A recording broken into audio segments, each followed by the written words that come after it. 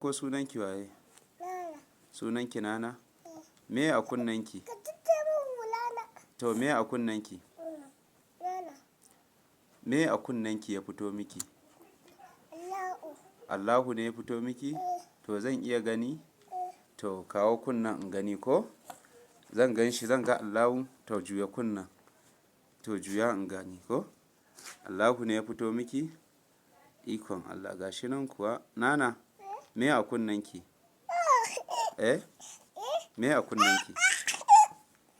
Me a kunnenki? Allahu. Allahu ne a kunnenki?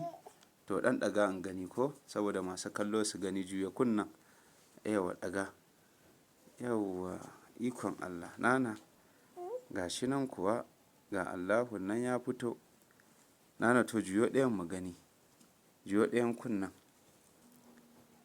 A'a, ɗayan kunnan babu. To in ga wannan ɗin. Ikon Allah, gashi nan kuwa ya fito miki. Na dadi. Na dadi. Gashi nan Allahu na ya fito miki ko?